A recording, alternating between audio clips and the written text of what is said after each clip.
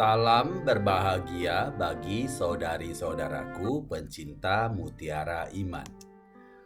Berbahagialah orang yang miskin di hadapan Allah, karena merekalah yang empunya kerajaan sorga.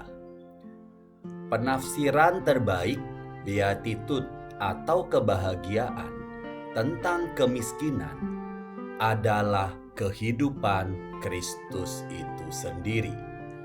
Santo Paulus menulis, Tuhan Yesus bahwa Ia yang oleh karena kamu menjadi miskin sekalipun Ia kaya, supaya kamu menjadi kaya oleh karena kemiskinannya.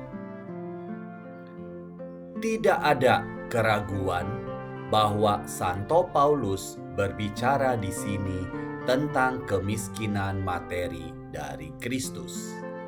Santo Paulus mengartikan bahwa Kristus sebagai orang kaya menjadikan dirinya miskin secara materi untuk memperkaya kita secara rohani.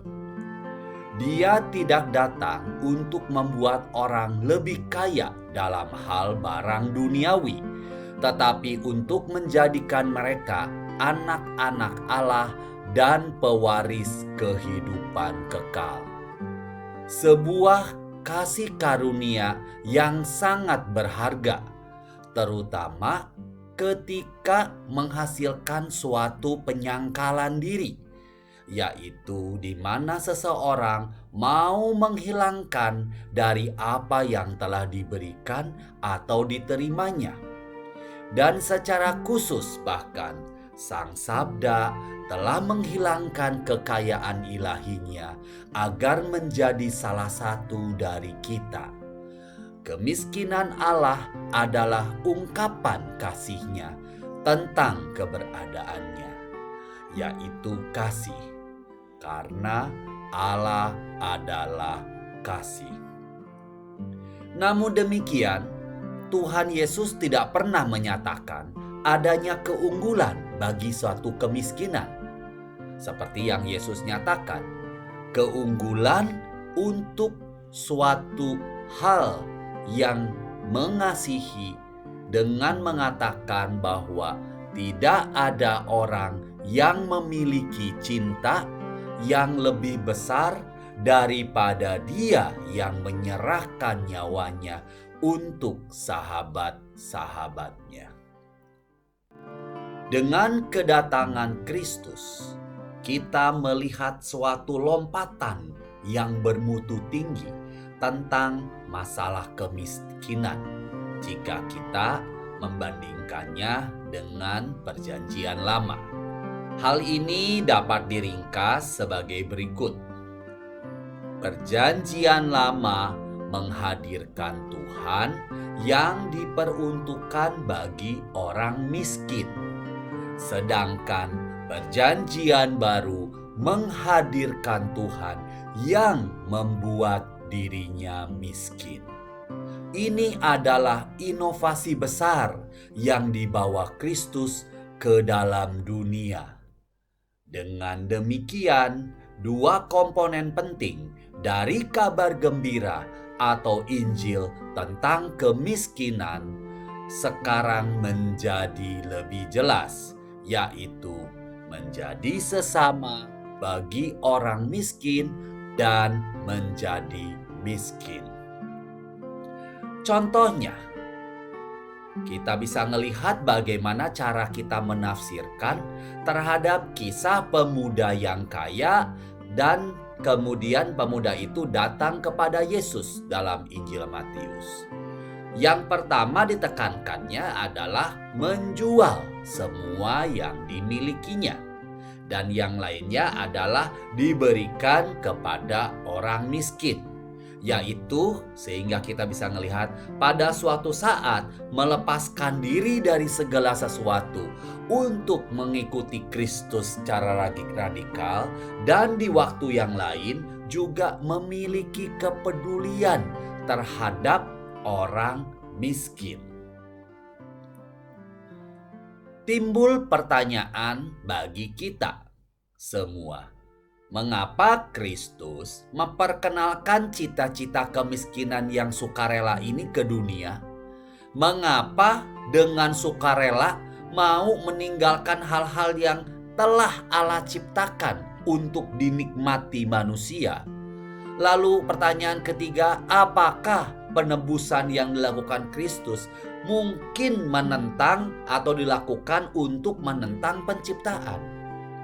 Jawabannya terletak pada alasan di balik kalimat Kristus.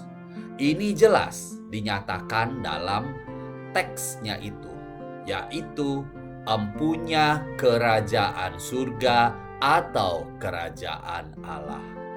Semuanya mengambil maknanya dari sifat kerajaan ini yang sudah ada di dunia tetapi belum sepenuhnya didirikan.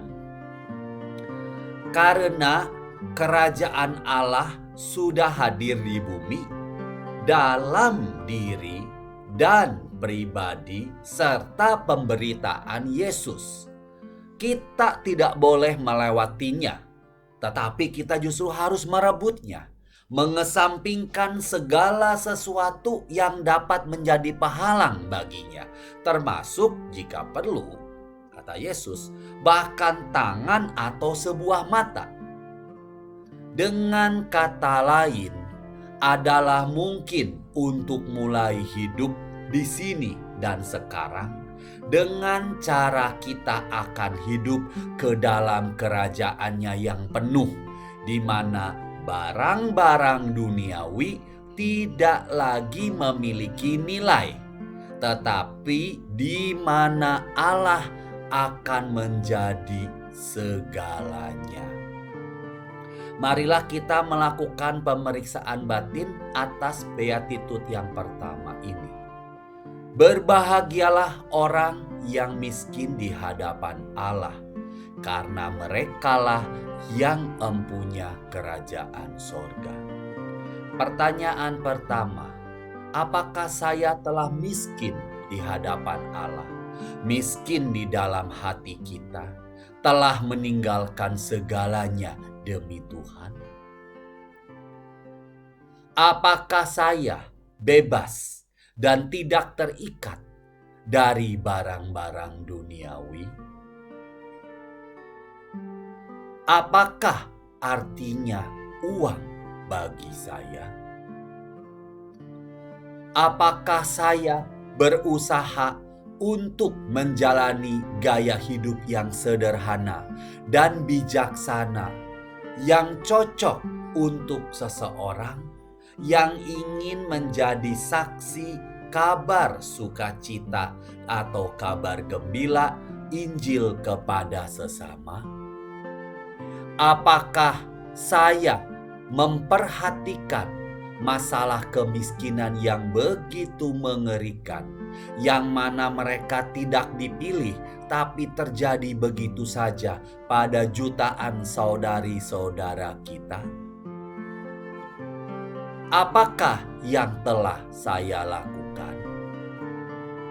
Marilah kita merenungkan pemeriksaan batin tersebut. Dan apabila hati kita memberontak dan tidak berasa nyaman, baik untuk memikirkan, untuk merenungkan, atau melakukannya, itu artinya egosentrik atau rasa cinta diri kita sedang terusik. Lakukanlah sabda pertama ini, maka kita sedang atau sudah menaiki langkah pertama menuju puncak bukit di mana Yesus yang sedang berkhotbah. Tuhan Yesus memberkati. Salam sehat buat kita semuanya.